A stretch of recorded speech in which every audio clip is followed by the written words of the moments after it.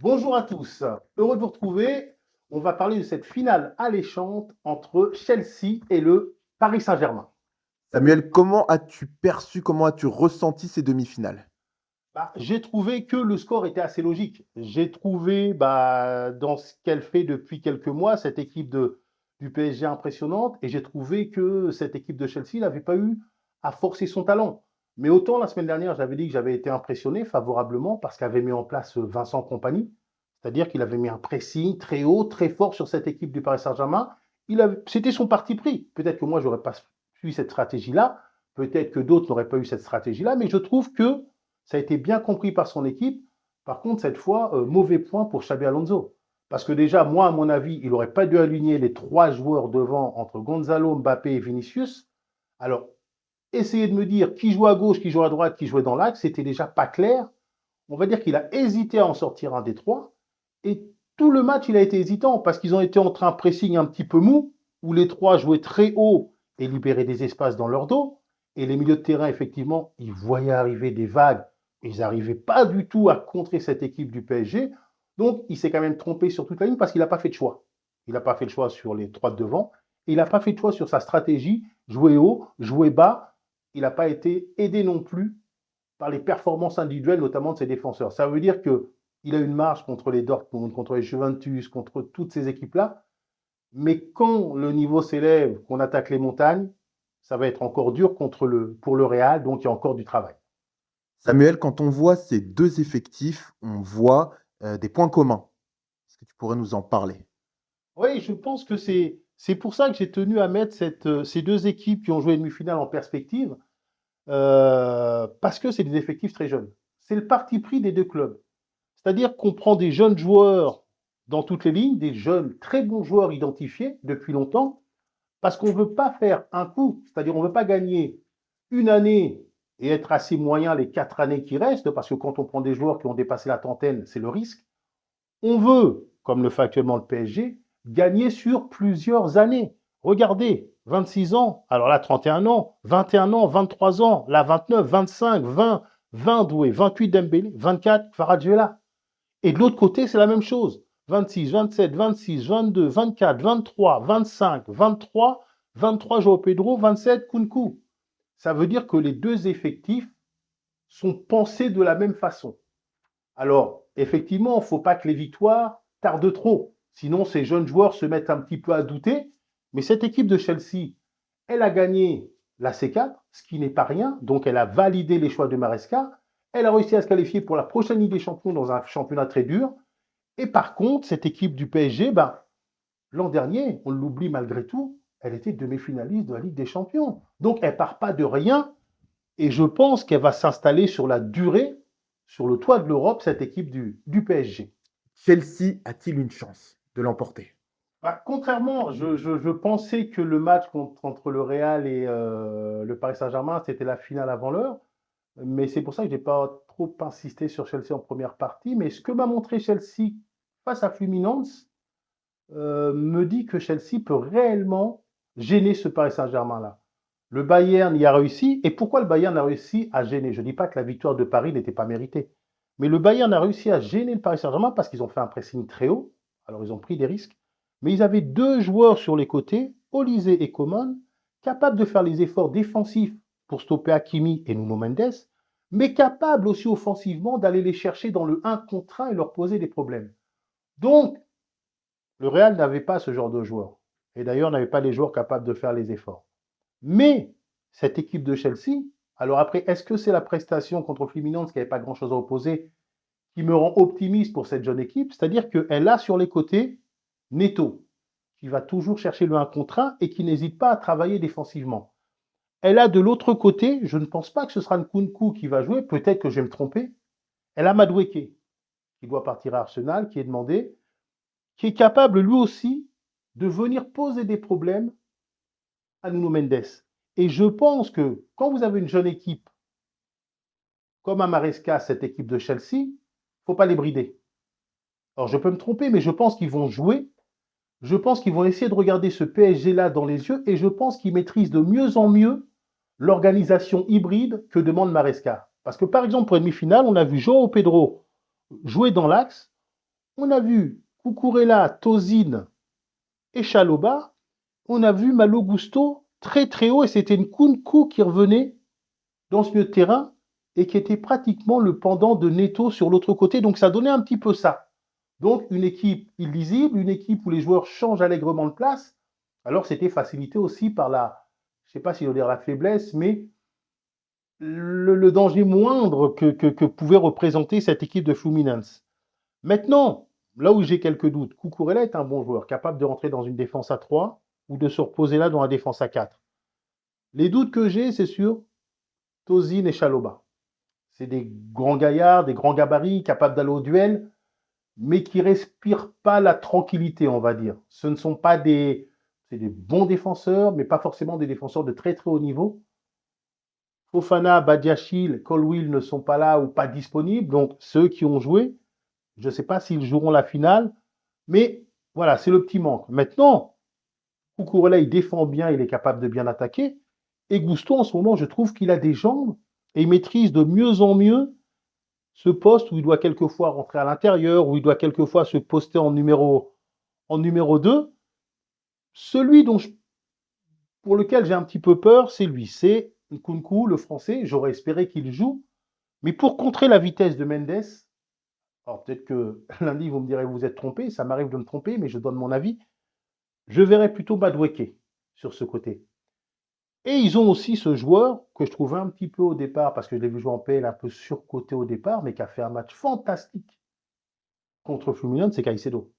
Capable de mener des combats au milieu de terrain, capable de récupérer des ballons, capable d'être dur sur l'homme. Et il trouve un peu son positionnement par rapport à Enzo Fernandez, qui lui aussi va au combat, va au contact. Alors peut-être qu'il se met aussi à la limite du carton jaune, trop souvent. Et puis il y a celui, justement, ça doit faire peur au PSG, qu'on n'a pas trop vu depuis le début de cette compétition, notamment en demi-finale, mais qui est un artiste capable de changer le sort d'un match, c'est Cole Palmer.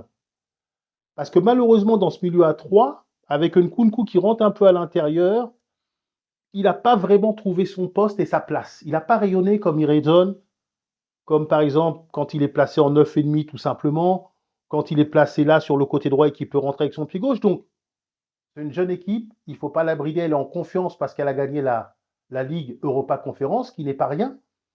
Donc, je pense qu'elle va vouloir marquer l'histoire en battant cette équipe parisienne. Et comme c'est quelqu'un de fier, Maresca, je pense que lui va aussi montrer qu'il a des options de jeu intéressantes. Et quand vous avez ce genre d'effectif, il ne faut pas les retenir.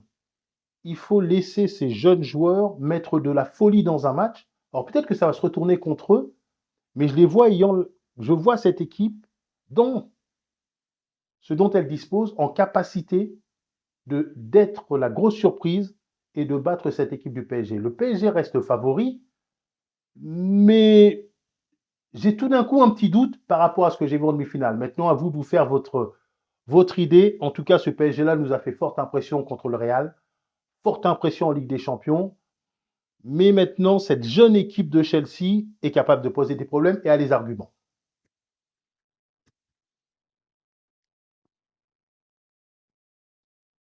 Très bien, bah écoute, merci Samuel et à bientôt.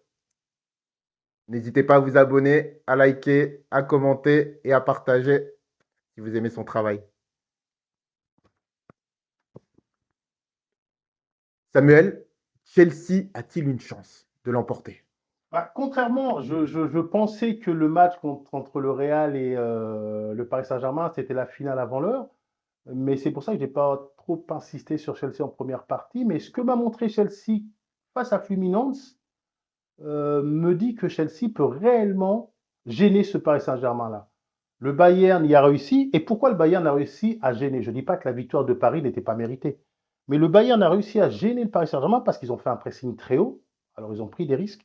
Mais ils avaient deux joueurs sur les côtés, Olise et Coman, capables de faire les efforts défensifs pour stopper Hakimi et Nuno Mendes, mais capables aussi offensivement d'aller les chercher dans le 1 contre 1 et leur poser des problèmes.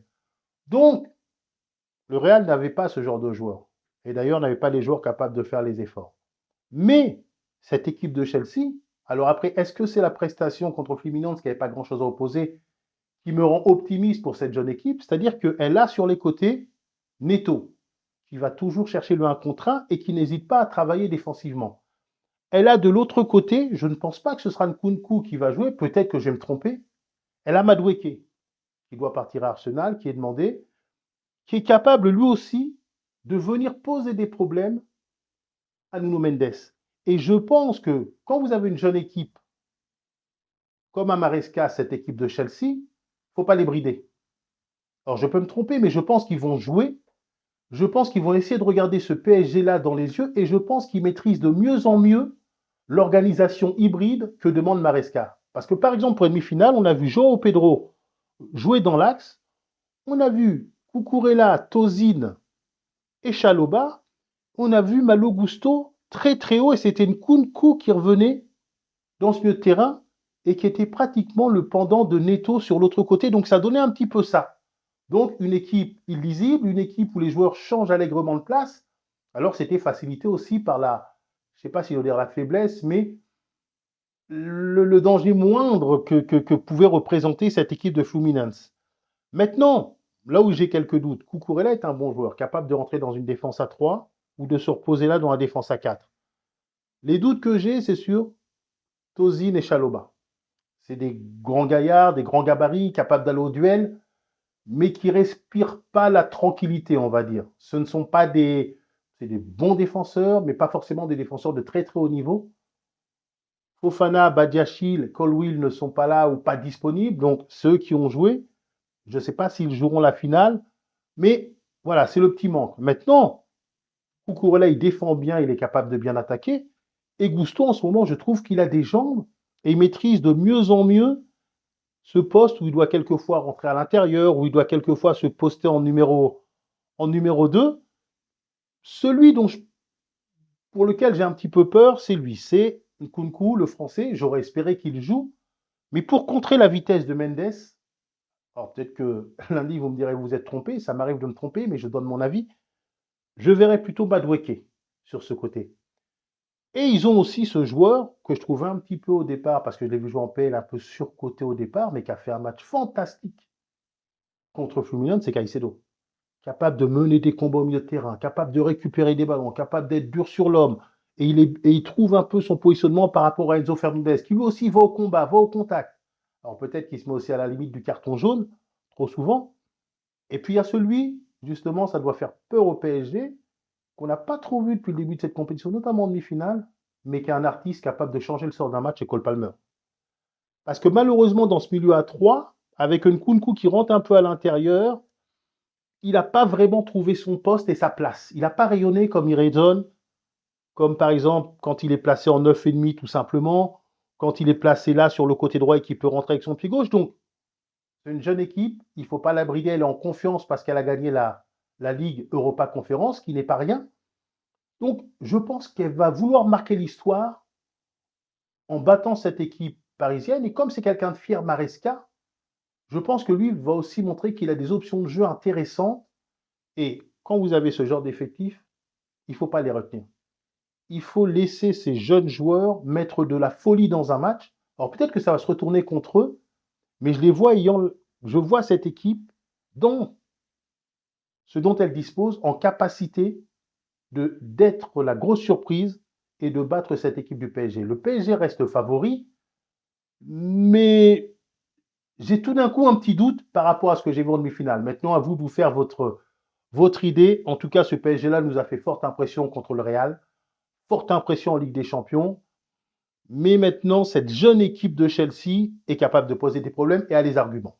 Très bien, bah écoute, merci Samuel. N'hésitez pas à vous abonner, à liker, à commenter et à partager si vous aimez son travail.